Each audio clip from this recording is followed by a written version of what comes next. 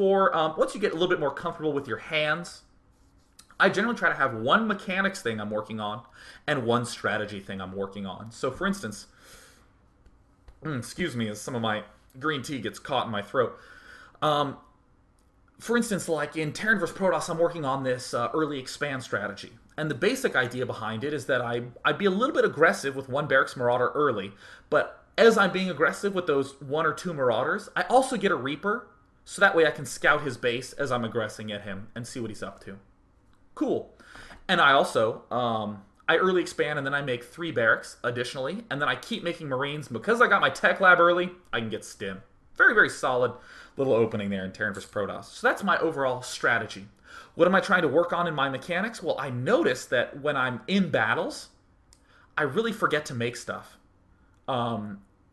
Not so much the SCVs. I actually am pretty deeply ingrained. I constantly think about making SCVs in my dreams. I'm not kidding. I am not kidding. Like, I'll be in a dream, and some person will be like, hey, do you want to go through this door to eat pancakes? You know, because dreams are weird. And I'll think, yeah, sure, but first I got to make some SCVs. Like, it's this endemic problem in my life.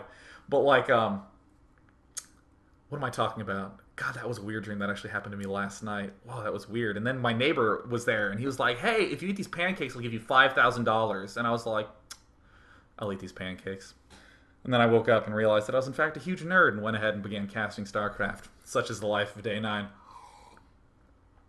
But while I'm playing, you know, as I'm doing that attack, a big problem I've been having is making those first 3 barracks. My money will climb up to like 300 or 400, and I'm like, oh, I could have built 2 barracks by now. So that's something that I want to work on. Just the mechanics, getting those barracks started, and constantly making Marines out of them. That's the mechanics part. And the strategy part is just making sure I have all these pieces together, that I'm not forgetting to get the upgrades, that I'm scouting and thinking properly. So just make sure you have one of each thing. I think that's the most reasonable thing. So Killy Kill, for you, I would say Pylons and Chrono Boost are the mechanics you want to work on.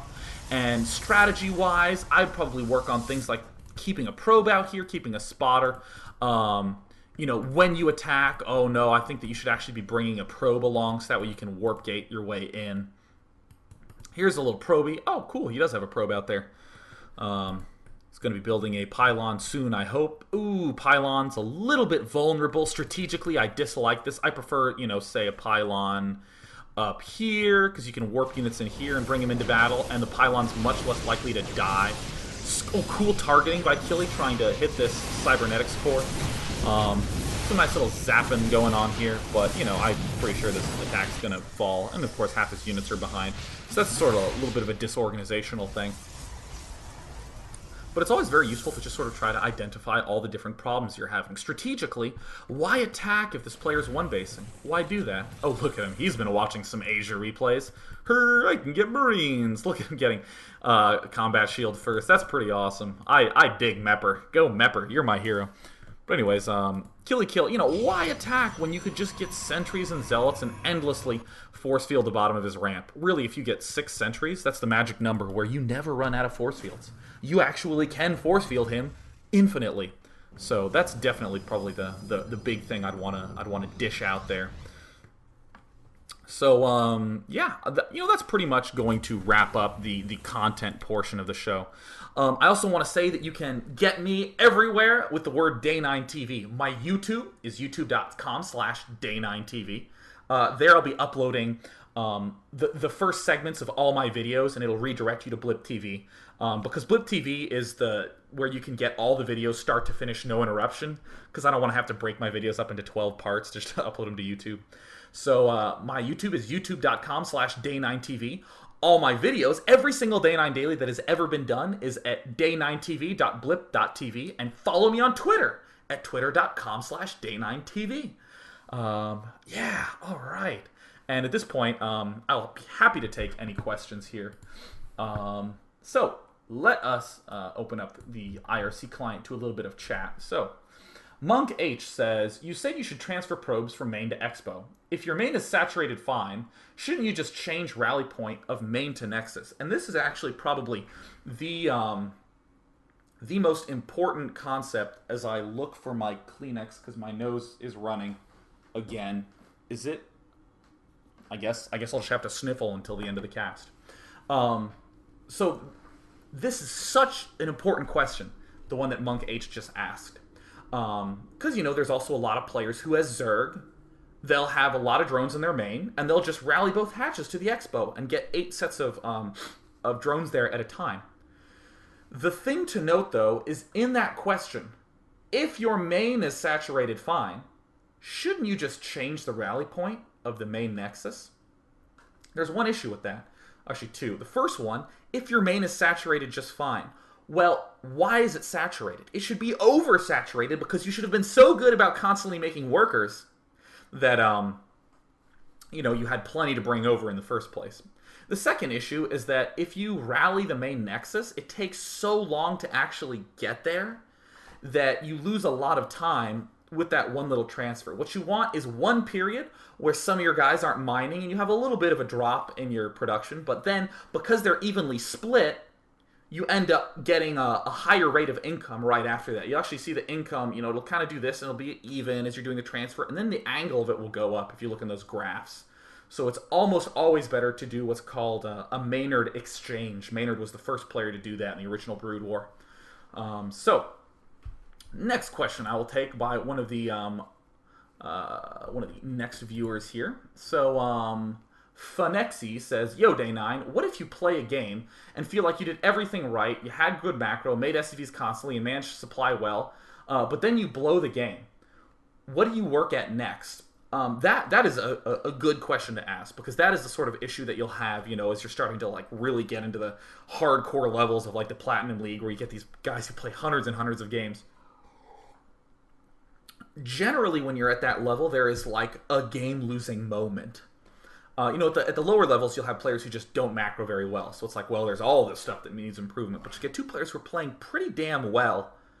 But especially for those platinum level players, try to identify the big moment where you thought momentum fell out of your hands. So for instance, in that first game, center play made that big attack and everything died right at the ramp. That's something that happens a lot, where players will engage in battles where they shouldn't.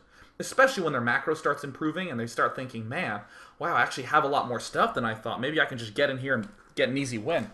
When in reality, they should definitely have a little bit more patience. So that is a perfect example of that. Trying to find an attack that you shouldn't have done. Now, it depends on how you end up losing the game, because sometimes the game's just close, or maybe you didn't take an expansion and you should have, and you just sort of slowly... you sort of clearly didn't have a good foothold. You'll do a big attack, you lose everything, and be like, shouldn't do that. But here's the cool part. If you play flawlessly, if everything fell into place, and you just got smashed, you just got absolutely nerd pounded, then you should say to yourself, you know what, something wrong with this strategy that I'm doing. And then you have the chance to try to analyze your strategy. And that's actually the hard part of Brood War, is playing so much where you try to figure out when you actually can get in there and change your strategy or make some sort of adjustment. You start saying things like, well, maybe I can get a +1 upgrade in here. Maybe if I really absolutely don't queue anything at all, I suddenly have an extra, 50-50. Maybe I can actually get this upgrade that I didn't actually think I could get before. So I will happily take some more questions.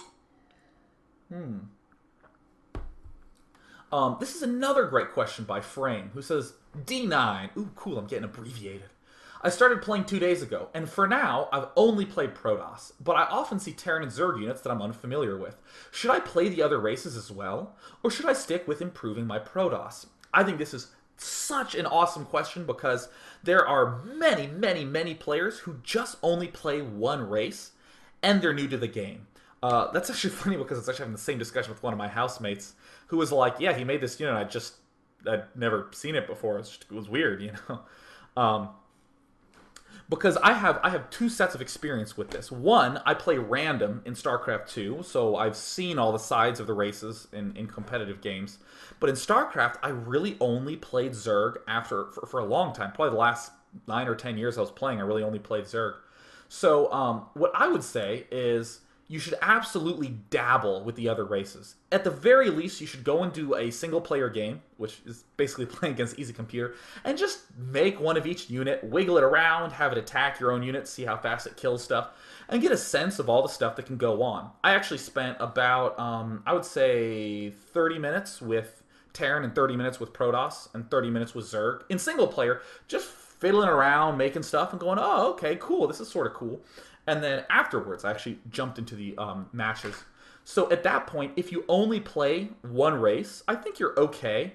But download a lot of replays and think about a lot of stuff from the other race's point of view. It really can never hurt just to play 2 games a week with the other race. Maybe 3 or 4 games a week, I think would be a little bit more ideal. Just to mess around with them and just to see.